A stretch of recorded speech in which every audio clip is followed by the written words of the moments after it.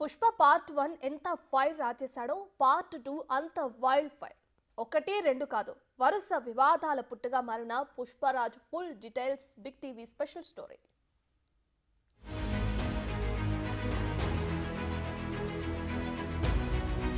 పుష్పరాజ్ ఓ వివాదాల పుట్ట. ఎవడికిరా బాస్ అన్న డైలాగ్ ఫైర్ తొక్కిసలాడుతూ మరణానికి కారణం. సంధ్యా థియేటర్ ఘటనలో కేసు, టికెట్ ధరల పెంపు అనే పిటిషన్, బెనిఫిట్ షోల డబ్బు ఎవరికన్న ప్రశ్న, 100 కోట్ల ఖర్చుకు లెక్కలేవన్న క్వశ్చన్ మార్క్, నాగబాబు ట్వీట్లతో హీటెక్కిన విధం, మెగా ఫ్యామిలీతో గ్యాప్ అన్న టాక్ స్ప్రెడ్, పుష్ప క్యారెక్టరైజేషన్ పై పవన్ కామెంట్, ఒక సినిమాకు 300 కోట్ల రెమ్యునరేషనా అన్న చర్చ, విలన్ పాత్రకు జాతీయ ఉత్తమ నటుడి హోదానా అంటూ మరో డిబేట్, పార్టీల రంగు కూడా పులుముకోవడంతో ఇంకో వివాదం, జనసేన నాయకులు బాహటంగానే అల్లు అర్జున్ కి వార్నింగ్. అల్లు అర్జున్, నీ మతం దించుదాం, నీ అహంకారం దించుదాం, మేము ఏదైనా సరే ఎదుర్కొంటాం. మొత్తంగా ఈ పుష్పరాజ్ ఓ వివాదాల పుట్టగా మారాడా అంటే అవునని చెప్పాల్సి వస్తుంది. ఈ మొత్తం ఫైర్ ఎక్కడ రాజుకుందని చూస్తే వైసీపీ అభ్యర్థి శిల్పా రవికి సపోర్ట్ గా నంద్యాలకు వెళ్లినప్పటి నుండి పుష్పరాజ్ హీట్ రైజ్ చేస్తూ వచ్చాడు. ఆ వెంటనే నాగబాబు మనవాడైన ప్రత్యర్థులకు మద్దతిస్తే పరాయివాడే అంటూ ట్వీట్ పెట్టడం, ఆ వెంటనే దాన్ని తొలగించడం నుంచి మొదలైంది అల్లు అర్జున్ వివాదాల పరంపర. ఆ తర్వాత కొన్నాళ్ల పాటు దీనిపై full dialogue war. Firstly, I would like to tell I am not politically aligned with any party అండి. నాకు ఒఫీషియల్గా ఏ పార్టీతో సంబంధం లేదు. I'm neutral to all parties. నా అనే వ్యక్తులు ఏ పార్టీలో ఉన్నా పార్టీకి సంబంధం లేకుండా నేను వ్యక్తిగతంగా వాళ్ళకి నా సపోర్ట్ ఇస్తాను. It could be my uncle Pawan Kalyan garu. My love and support is always there for him. And లేదంటే నా ఫ్రెండ్ నంద్యాలలో రవి గారు అవ్వచ్చు, లేదంటే రేపు మా మావయ్య గారు చంద్రశేఖర్ రెడ్డి గారు కావచ్చు, లేదంటే రేపు మా బన్నివాస్ కావచ్చు, ఎవరైనా కావచ్చు. పార్టీకి సంబంధం లేకుండా నేను వాళ్ళకి మద్దతు ఇస్తాను. ఇదిలా కొనసాగుతుంటే అల్లు అర్జున్ నటిస్తున్న పుష్ప హీరో క్యారెక్టరైజేషన్ పై పవన్ కళ్యాణ్ చేసిన కామెంట్ల కాక రాజుకోవడంతో అల్లు మెగా ఫ్యాన్స్ రెండుగా చీలి డిజిటల్ మీడియా వేదికగా దాదాపు గల్లా పట్టుకున్న పరిస్థితి. My first awareness in the forest was Kannada continuous Sri Rajkumar ji's Gandhada Gudi. So Gandhada Gudi is all about protecting a forest. How a DFO forest officer safeguards the forest and from smuggling. So I was sharing with my colleagues the other day in Aranya Bhavan. I was sharing how the culture transformed. A hero was around 40 years back. He is someone who safeguards the forest.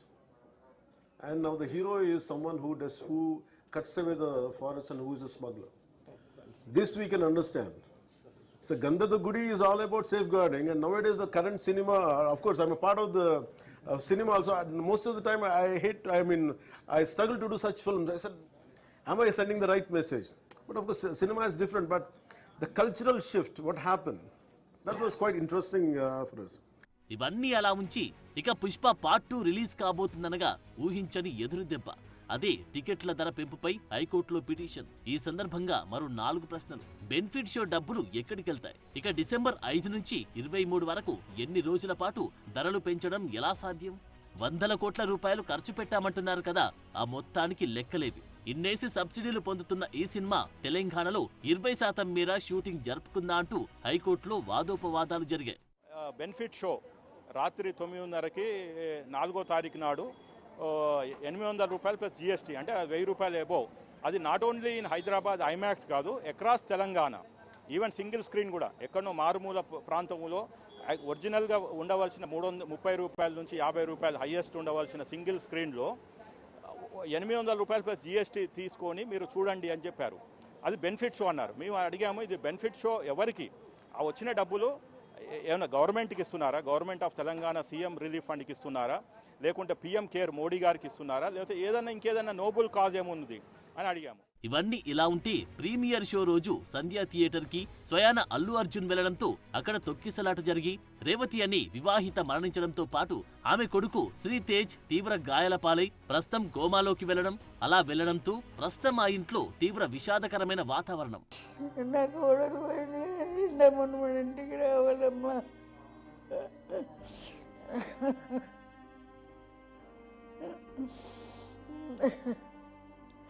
నవ్వుకుంటూ పోయిందమ్మా ఇంటికి.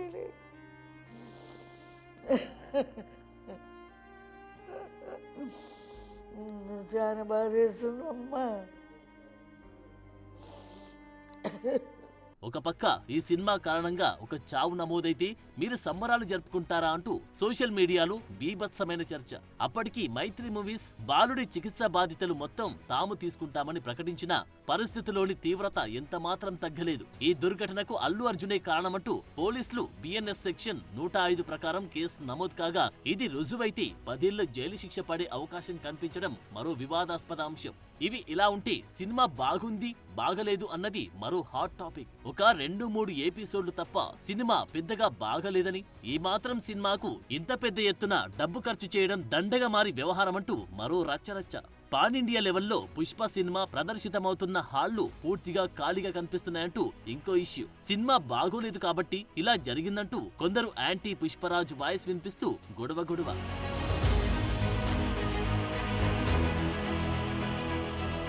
ఆఖరికి అల్లు అర్జున్ కి Pushpa cinema ద్వారా జాతీయ ఉత్తమ నటుడు కావడం కూడా వివాదాస్పదంగా మారింది. ఆ టైంలో వచ్చిన పాజిటివ్ క్యారెక్టర్ జై భీమ్ కి ఇవ్వాల్సింది స్మగ్లర్ పుష్పరాజ్ క్యారెక్టర్ కి అవార్డు ఇవ్వడమేంటని తీవ్ర స్థాయిలో దుమారం చెలరేగింది. ఎప్పుడైతే అల్లు అర్జున్ నంద్యాల వెళ్లి వైసీపీ లీడర్ కి సపోర్ట్ చేశాడో, ఆనాటి నుంచి అల్లు అర్జున్ ఆయన నటించిన పుష్పరాజ్ సినిమా రాజకీయ రంగు పులుముకొని తద్వారా జనసేన లీడర్ల నుంచి వార్నింగ్లు రావడం వరకు వివాదాల పరంపర ఆగనేలేదు.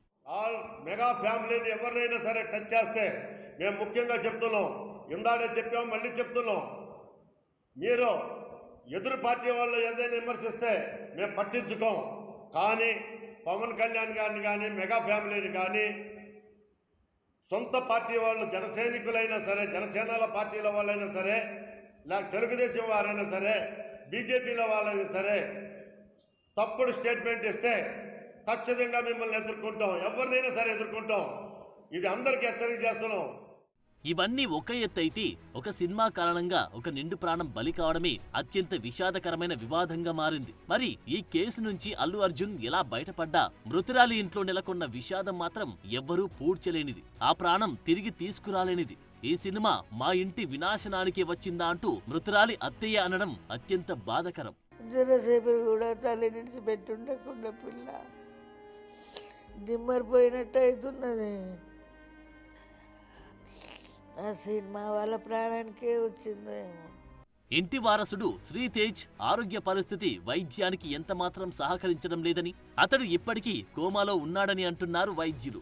అప్పటికి తమపై పడ్డ నింద తుడుచుకుపోవడానికి చిత్ర బృందం బాలుడున్న ఆస్పత్రికి వెళ్లినా ఆ కుటుంబానికి జరిగిన నష్టం ఎవ్వరూ పూడ్చలేరన్న అభిప్రాయం వెలువడుతోంది సర్వత్రా.